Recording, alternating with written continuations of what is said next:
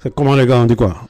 Ça fait 2 jours seulement, on n'a pas eu de match. Les gens commencent à délirer, à commencer à raconter n'importe quoi. Il y a des théories de conspiration, des conspirations par-ci, par-là. La FIFA, Messi, arbitrage, machin. Et les gars, les demi-finales, là, c'est les 4 meilleures équipes du monde. Les 4 meilleures au classement FIFA.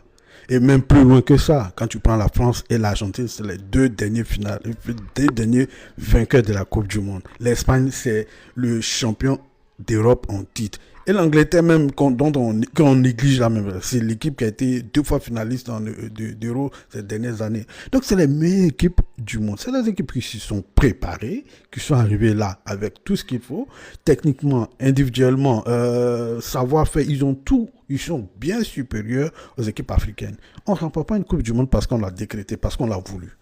Donc voilà. Je vais me faire allumer certainement par mes amis sénégalais, mais écoute, quand tu as dans ton staff médical, tu as un gynécologue, qu'est-ce que tu espères? Tu penses que tu vas remporter une Coupe du Monde comme ça? Non, les gars, il faut se remettre au travail. Alors, trêve de bavardage, on se concentre sur l'essentiel. Quels sont nos pronostics pour ces deux demi-finales?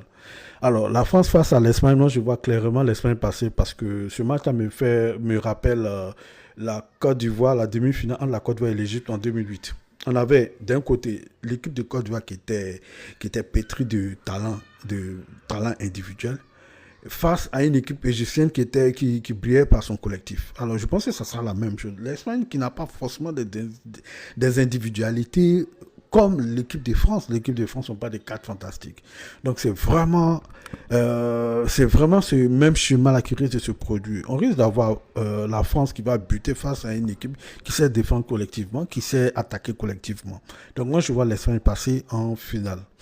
Ensuite, Argentine, Angleterre, je pense que l'Argentine va faire ce qu'elle sait faire de mieux.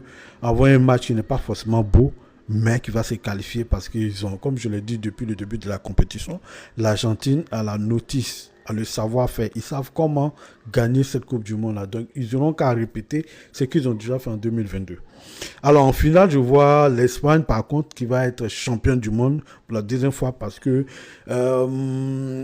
l'Argentine n'a pas encore rencontré une équipe aussi souveraine collectivement que l'Espagne. Donc, l'Espagne, pour moi, c'est la meilleure équipe sur papier, mais c'est surtout l'équipe qui tremble moins, quoi.